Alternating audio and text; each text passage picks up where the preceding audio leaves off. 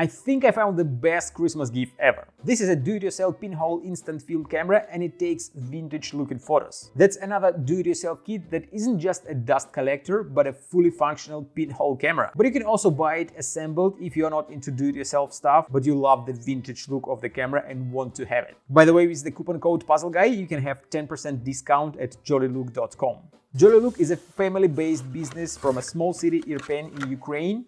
When Russia invaded Ukraine in February 2022, Irpin was one of the most damaged cities. Once Russia was forced to leave the area, a few months later, Jollylook had a chance to return to their offices. Unfortunately, most of their computers and laser machines were damaged. So they packed all their remaining stuff and moved to their new home in Slovakia, where they keep running their business up to date.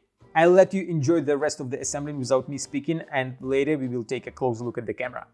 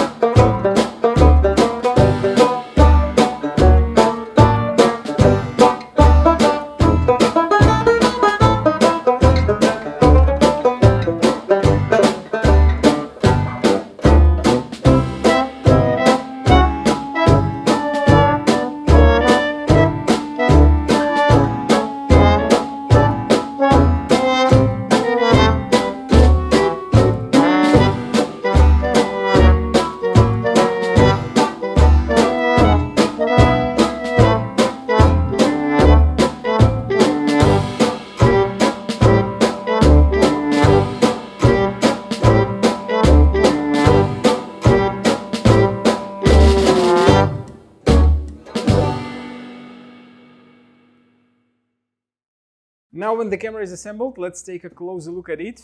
It comes in two different colors, black and white. And the camera looks like a small box. Everything is hidden inside, so it is very nice when you go somewhere. You have just to fold everything and the camera will be safe. But when you come to a place and you want to take a photo, you have to open this side. Then you unlock some locks and remove this part, and the camera is actually ready to take some photos. But before that, what you have to do is to put the film inside. For that we have to open this side, grab your Fujifilm Instax Mini, put it in, put this part on top. Now it is closed and ready to take some photos. On this side you will find that there is exposure sign and there is a small part here that you can rotate. Actually, it does nothing to the camera, but it helps you to set the correct shutter speed. So if you're filming outside in a sunny day, there is a sun here and mountain says outside, so the shutter speed will be about half a second. But if you're filming in a cloudy day and, for example, still outside, the shutter speed will be already 12 or even 15 seconds. So it just gives you a little bit of understanding how long the shutter speed is supposed to be. But you have to count it yourself. Since when you take a photo, first of all, you have to remove this part of the camera. You will find that there are bellows here. And this part, it kind of acts like a lens, but it is not actually a lens.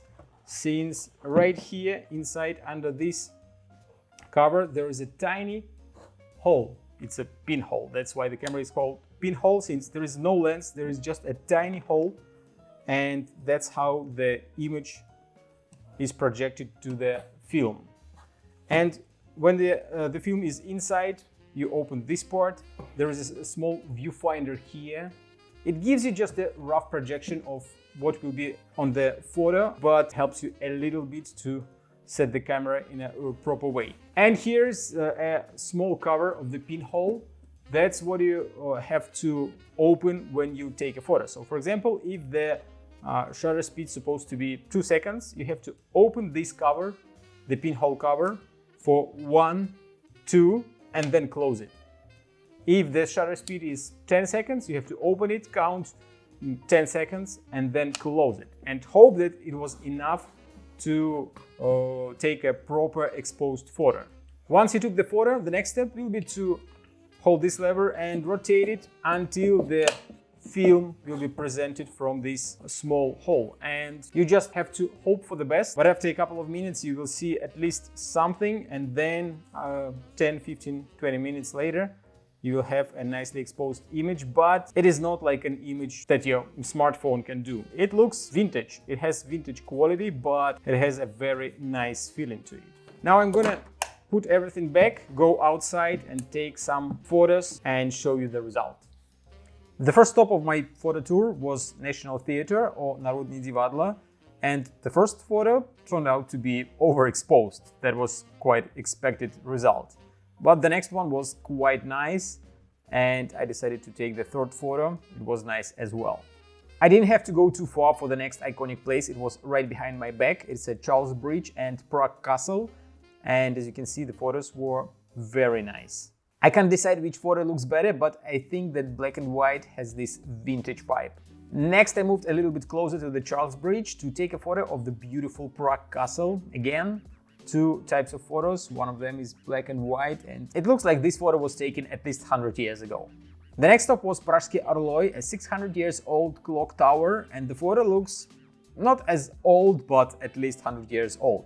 So far I had no issues taking photos, but next stop was Tynsky Chrám, which is right at the Staroměstské Square, and the photo turned out to be not very good, since, as I mentioned, the viewfinder doesn't show you exactly what will be in the picture, so I missed when I was setting up the camera. But the next photo turned quite great and I like the result. On my way back home, I decided to take some photos of Prague streets. The first one turned out great. The second one wasn't as good since, again, the viewfinder doesn't show you what will be on the photo. And the last one turned out to be quite blurry since I decided to hold the camera in my hands.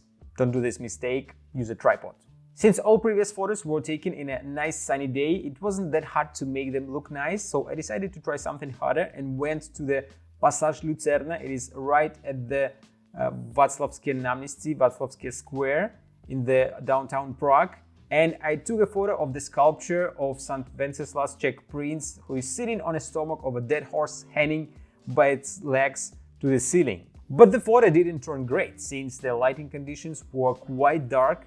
Even though the shutter speed was about 2 minutes long, it wasn't enough to take a properly exposed photo. Maybe if I waited for 10 or 15 minutes more, I would get a better exposed photo, but I decided not to waste time and take some photos outside since the day was really nice. I will show you all the photos that I took with the pinhole camera at the end of the video. If you like the pinhole camera and you want to feel this vintage vibe, or you know a friend who is into cameras and he would definitely enjoy such Christmas gift, go to jollylook.com and use my coupon code PuzzleGuy for 10% discount.